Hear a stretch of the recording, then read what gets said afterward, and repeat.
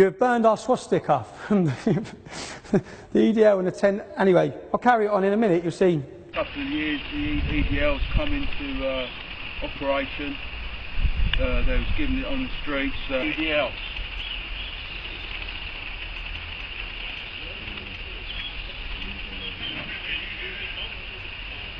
That's what we fucking think of the EDL. They're fucking shit. They're fucking scum. That's what we think of the EDL. So, could you imagine, as I walked in this building, all I've been called is a Nazi. Okay? We've softened what Nazi means. We've softened what a fascist means. We've started calling anybody who was critical of Islam in any way, gets called a Nazi or a racist or a fascist. It is so frustrating. I'm lucky I'm from Luton town, because everyone in my town knows me prior to the English Defence League. They know there's not a racist bone in my body or an extremist bone in my body. We are witnessing. I'll ask you, I'm witnessing my town. It's from a young lad, from a young age. I'm witnessing changes. I'm witnessing things I don't like to see. I'm now going to show you one more video. I'm sorry about showing the videos. I want everyone to have a perspective on where I'm coming from. Why this happened, yeah? Why it spread the way it did. Why it was a phenomenon, which it was. It spread across Europe. People were too scared to talk about this issue, okay? There's not much that's good that's come from this for my family or for myself, but this had to happen. Certain things had to be said. I'll show you this video now. This is a 4-minute video. It's quite shocking, the viewing though.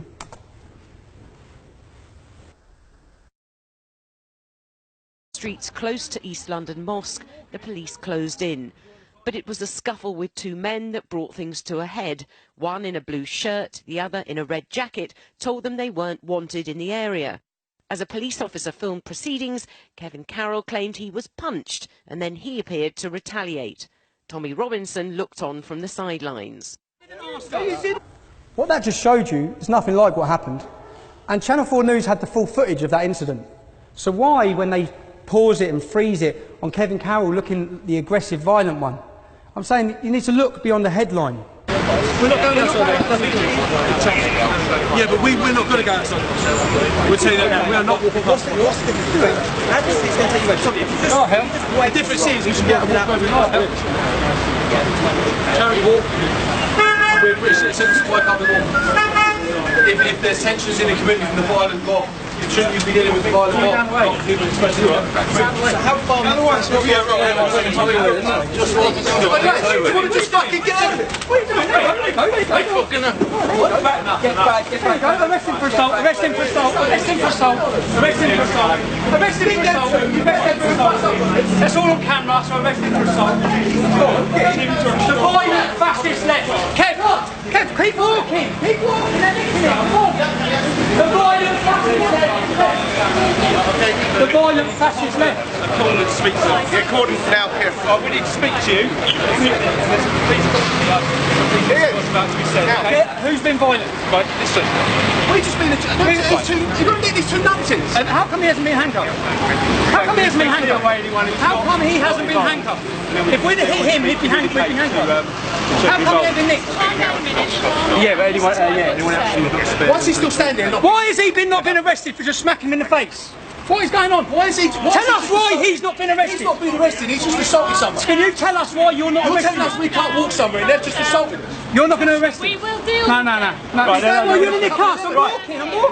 Unless you're going to nick listen to me. Unless you're going to nick him for assaulting us. Right. Listen, Are you going to arrest him? Are you going to nick him for assault? Are you going to arrest him for assaulting him?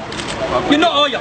How can you not enforce the law when someone's just assaulted someone? Can you listen to the senior officer here about the direction you're trying to We're doing a charity walk. We're just been assaulted. You're not going to arrest him for assaulting him. We're doing a charity walk. How are you not arresting him? How are you not arresting him? We've just been assaulted. The man, they're still standing there. Look. We will deal with that. I'm You're not dealing dealing with with you it. first. Why are you putting your hands on me when he's done the assault? He's done the assault. I'm not letting you go any further. But how We've been assaulted and you're stopping us. I'm not. We've been assaulted. No, they're not. The officers are with So us handcuff now. him. I can see them. Why have you got your hands on us?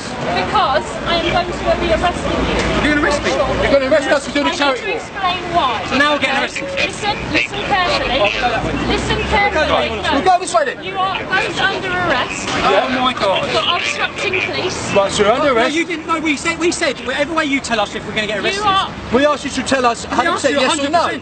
We said, Lots of times if you said you walk down there, you get arrested, we won't go walk the down way there. you want to go, but you didn't But say you're that. not doing that. now made the decision that you are being arrested for obstructing police. Obstructing the Because police, you are doing a charity walk. We're not obstructing anyone. We're not obstructing anyone, we're trying to do a charity You are walk. obstructing senior officers in their attempts to keep... We've just no been attempt. assaulted, There's no and we're attempt. trying to do a And charity you walk. prevent- No, but there's been no attempt. We're trying to do a There's charity been no walk. attempt. There's been no attempt. What attempt? We said, if you tell us we're going to get arrested, we won't go the way you said. But you didn't say couldn't that. tell us. You said at which point... I said it was highly likely. No, you didn't. We went past the mosque. We're And not I going past the asked you mosque. to stand with me and negotiate. And we're on a an charity alternative walk. route, We're on a and charity you walk. haven't. We're on a charity walk. There's nothing... We're on a charity walk to 2 o'clock. And now we're getting assaulted. Now we're getting assaulted, and all you're worried about is arresting us. We'll go that way. We'll go that You are way. under arrest for obstructing police. You don't say You're having a may laugh. harm your defence if you're not... So we've been arrested trying to do a charity walk for a dying child on Armed Forces Day. So what are we arrested for? Are you having a What are we laugh? arrested for? What Is this the state of affairs in modern day Britain? What are we arrested for? We are trying to do a charity No, what's the walk crime we've for a committed? dying child. How have we Armed obstructed Forces you? Day. How have we obstructed you? We haven't obstructed you. No, you're We've been assaulted. We have been assaulted. I'm sorry, but I can't explain. No, because you have no reason to. You have no legal reason to walk. Okay, what we're saying is we're willing to walk. We're willing to walk. We'll that go way. your route. We'll go your route. We'll We've walk got to your raise route. money for this. No. We're trying to raise money for a dying You child. had the opportunity. No, you didn't have the You didn't give us the opportunity. opportunity. You didn't give us the You didn't give us the opportunity. opportunity. You didn't We asked say you we'll if be we would be arrested. You did not say we'll be arrested. You said we'll talk and negotiate, and now before Now you're arresting us. negotiating, you're After saying we've been assaulted. Can we come over here? We're doing. can we just finish our charity Can walk? we finish our charity walk? We'll go the other So way. you're not letting us finish our charity Can we walk? just take them over to the wall? It's a busy road here. I think Speaking it's to you all the way. So you're now going to physically arrest us? Come over to the wall. Thank you. Ridiculous. Let's just go to the building line. Excuse me, please, ladies and gentlemen. Thank you very much. So what we're saying now is, you are enforcing Sharia law. You're enforcing Sharia law. What we're saying now is we will go that way. We will go that You're way. telling you we'll go the way you want us to go. So we can finish our route. We We'll go the will way you want us walk to the way you want us to walk, but you just have to tell us. No, you didn't ask us. No, you didn't. No, you didn't ask us. What's he I'm doing? all the way over there. Doing? What are you doing? I'm asked you're under That's not my arrest. phone. That's his phone. Under arrest. What are you doing? That is my phone. Seriously. How is this? How? Property? No, he got arrested. Well, you haven't even handcuffed the person who hit him. He got arrested. So it's his property. When he got arrested, needs to be booked under. If it can be returned back to you, it will be. This is ridiculous. What? This is absolutely ridiculous. How am I going to go home? We haven't done anything wrong. No, the reason I just wait, because he was arrested on overgay and was in possession of it, then he needs to be booked in under that. Okay, so I'm just in there. I'll ring him. We're doing a charity walk on Armed Forces Day, and we are being He arrested. just come up and punched him. We've been I've got it on assaulted. video. I've got it on video. Okay, no worries. We're trying to do a charity walk. Well, no, first of all, whilst I was talking to you, he threatened me, which you ignored. He come over and he said, he threatened us, but you all ignored. And then you allowed him to assault us. And now we're getting handcuffed. And all we want to do is finish our charity walk. We're going to deal with him now, okay? Can we just finish the charity walk? We'll make sure arrest. Are you going to let us finish the charity walk, even if we don't go for a charity walk? You're not going to let us finish our charity walk? This is ridiculous. No, I'm not interested in that in a minute. You was assaulted. I was assaulted. I've told them 10 times. Excuse me. You're going to take my phone. And who did he punch? Or who did he assault? Now, but as he was arrested with it in his possession. I can't believe we're being arrested. We haven't done anything. Yeah, that's fine. So we will do that. Is this freedom in the year 2013 of London? Mike, look. We've been arrested on Armed Forces Day doing a charity walk. This is year 2013 London. Because we want to walk. Unbelievable. This is modern day Britain. Going to be violent. You get arrested because of other people. We've been arrested because violent moves we're doing a charity walk. You couldn't make this up. I hope the world is watching this. I hope the world is watching this. In modern day Britain, we've been arrested for doing a charity walk on Armed Forces Day. Look at this. Separate vehicle. Look at this. This is outrageous. It's unbelievable. We're being arrested doing a charity. Oh, I didn't see anybody killed up. Most of you may judge me on headlines. None of you obviously know me. I get judged a lot on headlines. I'll show you another headline. On Armistice Day, Remembrance Sunday. British troops burning hell!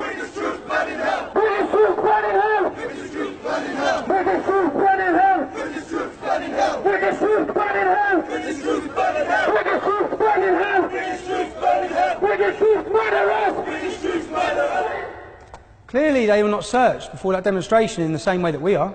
Clearly, because they had canisters of lighter fluid. Some of the country's most radical Islamist terrorists, sympathisers and supporters, on Armistice Day, round the corner from a remembrance service, doing this. Okay? I was there that day, and I went up to a police officer and said, how is this being allowed? You should have seen the public's face and reaction to what's going on there. British soldiers burn in hell, British soldiers burn in hell. The BBC, you want to talk about propaganda? The BBC did not report this. Not one BBC news station reported this. I was arrested at this demonstration. I'll show you what I was arrested for. I was arrested for assaulting a police officer. And you'll watch the video, which the police did not know I had a video of. You can see the video here. Substantial police presence was needed at a protest in Kensington. A group calling itself Muslims Against Crusades was faced with a counter-demonstration by the English Defence League. A police officer station. A black flag that I grabbed, we all now know to be symbolic of ISIS. At that time, it's the black flag of jihad. It's what these radicals, if you see anyone get their head cut off, it's behind that black flag. So I jumped over a fence, I saw a crime that was being committed on our streets, burning of poppies. Police were allowing it again, so I made a decision to try and prevent them. I was arrested for assaulting a police officer. When I get out, guess what headline went across the BBC? Not just in Bedfordshire, it went Hertfordshire, Buckinghamshire, Oxfordshire. It went everywhere. EDL leader arrested for assaulting police officer. Okay? That's the propaganda. When I was taken to court for that, I was given, when I produced that video, if I didn't have that footage, you'd all be talking about you'd all know of another conviction I'd have. And it would be for assaulting a police officer. Because that's what the officer said I'd done, I attacked him. You saw I didn't, yeah? So that's what most people, you judge on headlines. I'm asking that you look beyond the headline. There's usually a different story to what's gone on a lot of the time. I was subsequently taken to court for that. When I produced the video, charges were dropped. They come back to my house 8 weeks later and re-arrested me again. I got charged with causing those Muslim men, I caused them alarm and distress. I intended to cause them alarm and distress. They were causing our entire nation alarm and distress, and they were being allowed to do so. I received a fine 7 times worse than the fine given out to them for burning our poppies. I don't want to take up too much. I could continue all day showing you unfair treatment, which you have to understand when you're talking about tensions or community cohesion, all these sort of issues. If you want to talk about community cohesion, you've got 1,400 girls in Rotherham that have been sexually abused and raped.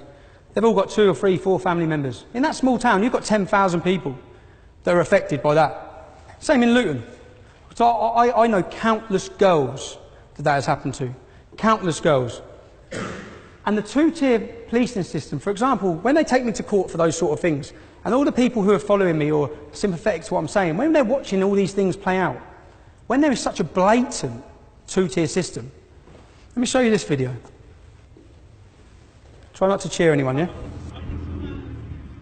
What have I got to talk to you about? What have I got to talk to you about?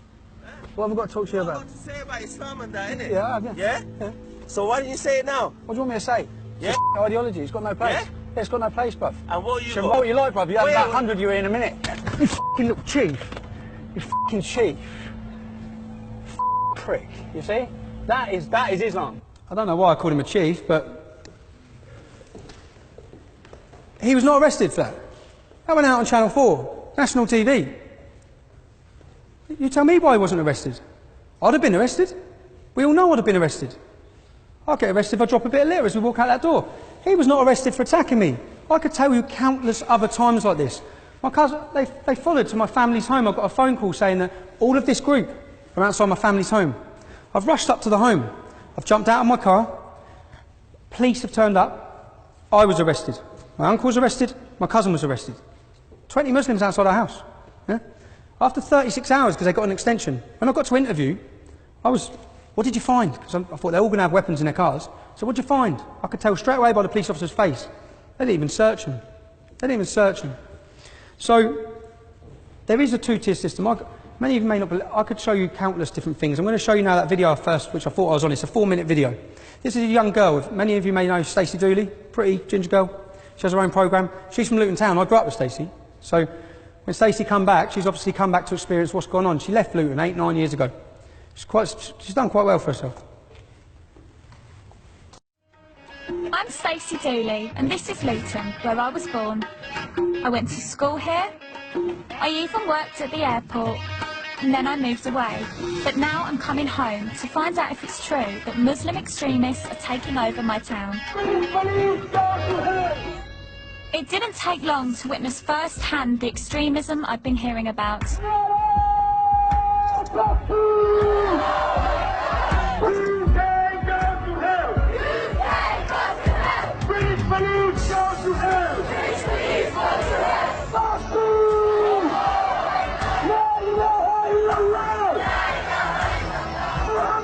I wasn't sure what they were marching for, but tensions were running high. Your sister, brother! Your mother! Where is the case? How dare they take our woman? It turns out the demo was in response to the arrest of local woman Mona Thorney, whose husband set off a bomb in Stockholm in 2010. I cannot believe this. I've never seen anything on this scale before.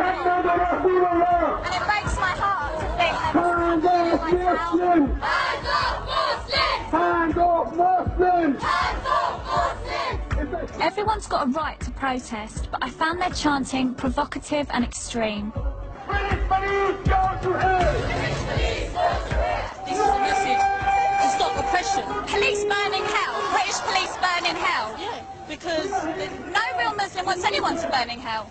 Yeah, but for what they've done, the you can't pick and choose. You can't pick and choose. You either believe or you disbelieve. You know you what? choose to wear this, I choose to wear that. You and I will have to. You look naked on the street. Do I look naked? Do I really? I don't look naked. You're trying to seduce. No one's trying to seduce me, and I'm not trying to seduce anyone. You shouldn't judge me how I try not to judge you. You are. You've just said who am I trying to seduce? No one. Well, I don't judge you because I'm above that.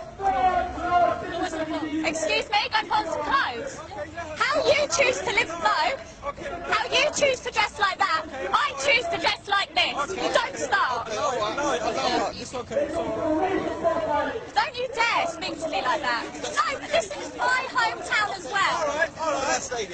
No, I'm walking. I am walking. No, I can do what I want. That girl's just... I don't mind. Point away. Point away. Because you're not scaring me.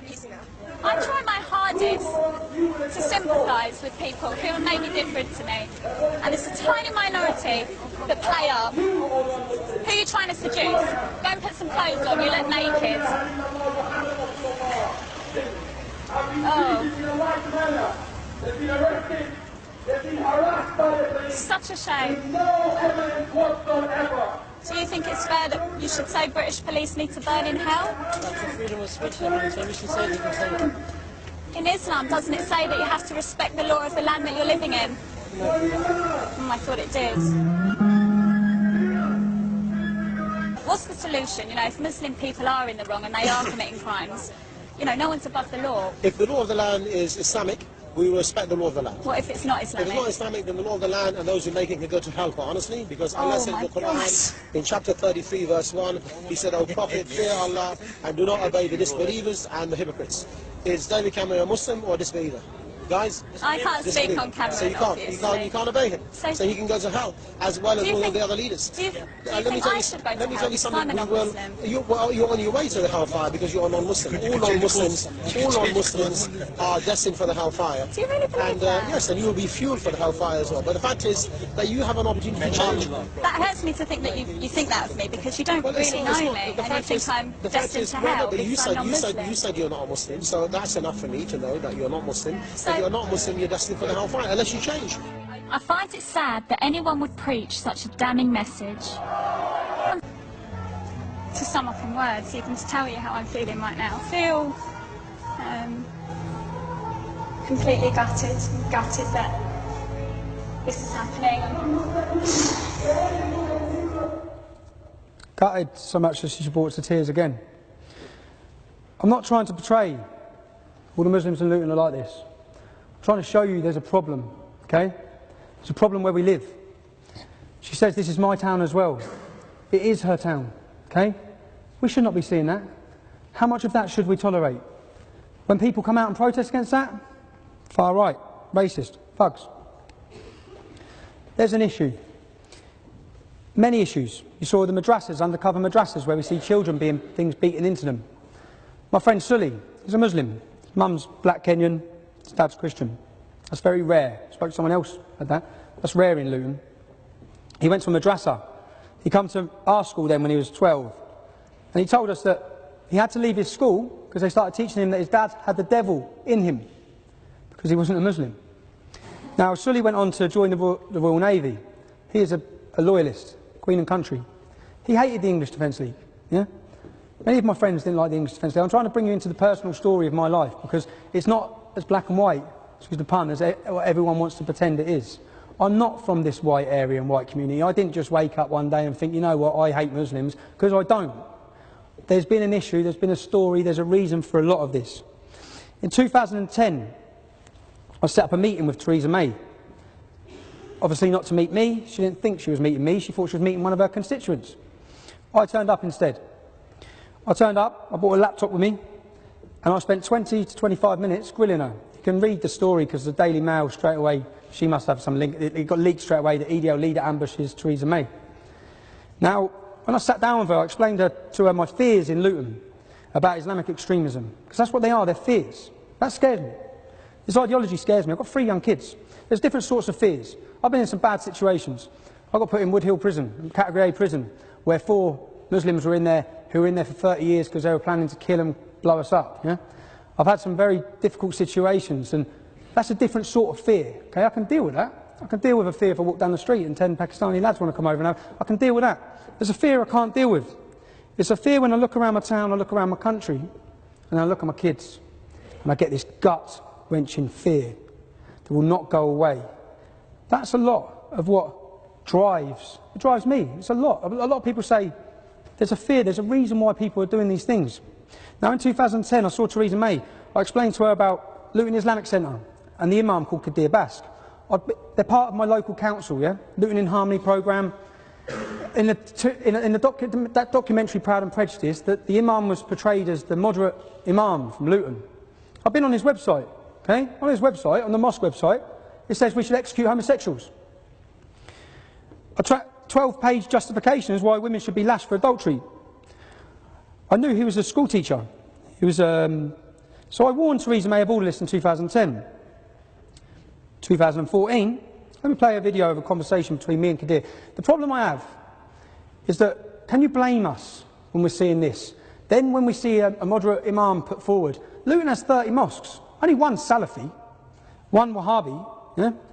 Who's the face all the time? Who's the representative that the council go to, the newspapers go to, the TV go to get their view on everything? The Salafi mosque, the Salafi imam. He has been empowered by my council to be the face, and he's not representative of the majority of Muslims in Luton, but that's what we see. Now, when I left the English Defence League, who did the radio station go straight to? Again, Kadir Bask, moderate imam.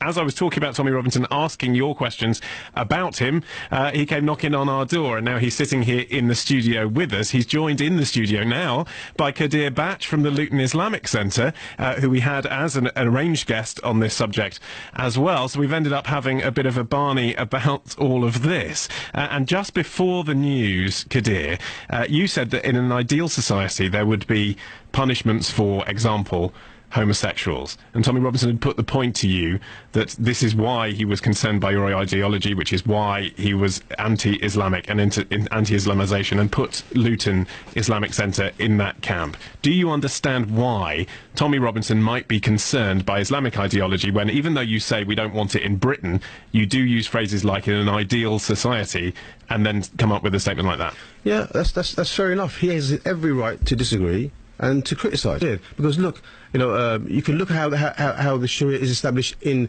Saudi Arabia, for example. Do the people fear the Sharia? They don't fear it. But actually, I haven't said that. You know, sometimes from the things that people fear is what keeps society in order. Like, you know, you fear going to prison, so you do not commit a crime. You know, it's similarly like that. It's a deterrent. The Sharia rules are deterrents. They're not implemented. How many hands get chopped off? How many women get lashed? And it just doesn't happen. Very, very, very few. So 40. I mean, it just in an ideal Islamic society, these laws do not get implemented. They're just deterrents. Okay, final question for Mr. Robinson, then we have some calls, and I want you to talk to our listeners. What Kadir's saying is that gays should be too scared to be gay. I have a problem when this man is a representative of the Muslim community in my town. I have a problem. I have a problem when I first met him. I called a meeting with him. I went to meet him. It's because all these tensions were in the town, and he's the main face. He's the main person I thought to see. When he walked in, he said, "Tommy, Sharia law will not come to this country in your lifetime. Probably not your sons, but the generation after that." So thank you for concreting why I'm resisting this, Kadir. Now, I've never understood the term, I hate to say I told you so, yeah? But I now understand it, because it's not a nice feeling. We warned of grooming. You read the Rotherham report. This is from 2010. So what is it you're trying to defend England against? The spread of Sharia law, the spread of terrorism, the spread of extremism, Islamisation, the political wing of Islam. That's what we're trying to do. Could a Muslim join the English Defence League? Of course they could, yeah. Of course they could. And yet you say you're not against Muslims. Right. They could join your organisation, but you are against Islam. We're against Islam taken in its 7th century barbaric form. Well, your direct quote is, "I'm not against Muslims, just Islam." Against militant Islam. And when I say Islam, taken in its 7th century barbaric form. If Islam was to evolve, which it needs to evolve, to fit in with Western democracy, which is clearly not. Clearly there's a problem. Clearly the English Defence League is a phenomenon that swept this country. And with the issues I'm talking about, Jeremy, if I ask you, do you know anyone that's hooked on heroin sold to them by Muslim gangs? You probably don't. I do. Do you know any beautiful girls that you went to school with that are now wearing a burqa that don't see their family? Probably don't. I do. Do you know anyone who's been murdered by a Muslim gang? You probably don't. I do. Do you know any 15-year-old girls that you know that you've grown up with that have been raped or pimped? You don't. So I don't expect you to understand the issues. These are all personal issues of yours. Personal issues in towns and cities like mine that are happening, and they're not happening with the Sikh community. They're not happening with the Jewish community. And indeed, they're not happening with most Muslims. No, they're happening within the Islamic community. This is what I'm saying, that it's an Islamic problem. And when I'm just a simple person, so I'm just a normal person, but when I'm looking at, I have to look for where this hatred's coming from. And talking about these girls like they're statistics. They're not statistics. These girls are, well, whose daughters do you think these are? Whose sisters? They're ours, in working class towns and communities. And people are fed up with what's going on, and it is being ignored. For 20 years, our councillors and the leaders from the Islamic community have conspired with the police to not deal with Muslim pimping gangs. They've allowed systematic rape of our youth for the fact of being scared to be called a racist. There's another quick video now. Non-Muslim youth, non-Muslim girls, raping, pimping, beating, abusing our whole system. Rather than deal with these gangs, they would rather persecute us, the people who are highlighting the issue. And the fact is, the police, the councils, the government, everyone needs to wake up.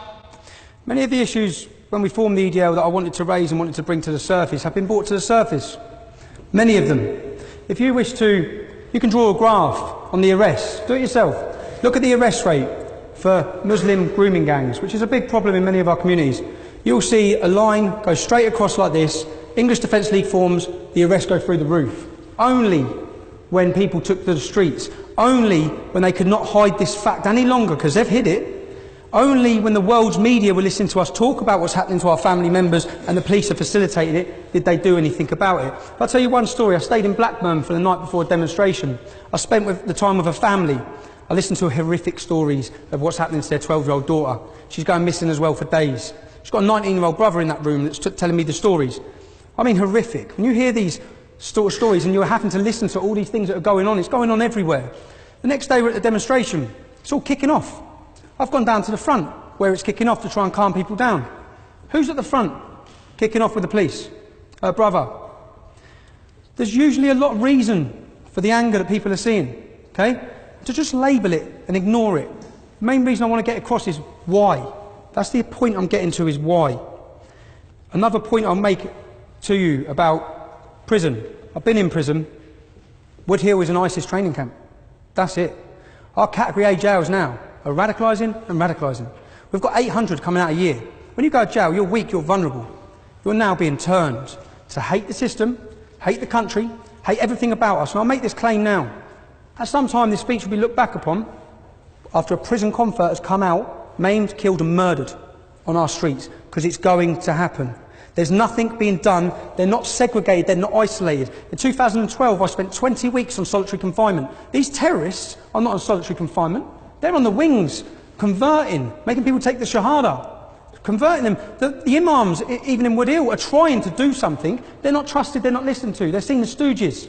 People are not converting with the imam. They're converting with the radicals who are running the wings. In 2012, I spent 20 weeks. I flew to America on September 11th on someone else's passport. Pretty stupid thing to do, yeah? I got 10 months in jail for it. I thought it was quite harsh, but I got 10 months in jail. I spent 20 weeks on solitary confinement. Solitary confinement, 23 and a half hours a day. I was locked up. For half hour a day, I got let out to walk around a cage on my own. Put back in. Meals brought to your room. They're not allowed to do that, actually. You're only allowed to do that for 30 days because of your mental health. It's not good for your mental health. To get around that, they moved me from Wandsworth block, Bedford block, Woodhill block, Wandsworth block, Wayland block. I was not allowed out of my cell because I'd be killed. My family noticed the difference in me as a person when they come to visit. Because of this, you see, fear is paralysing.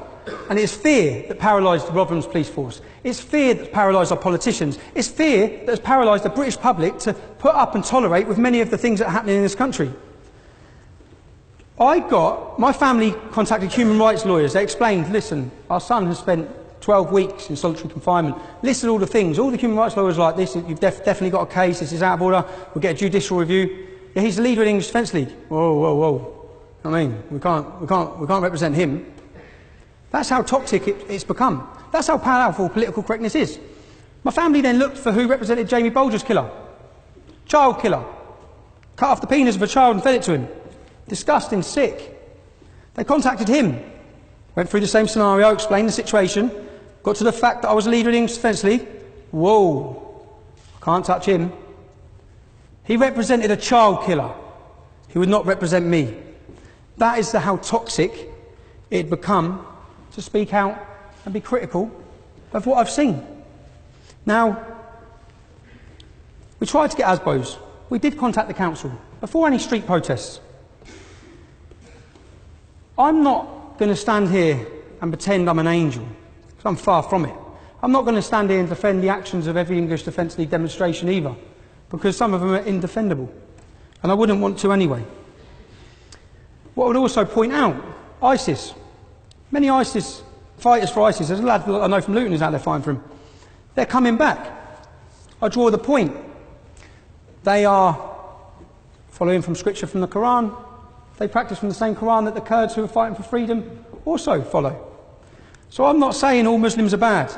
I'm saying what I've tried to do today and what I'm trying to paint a picture of is why. I want you to understand why.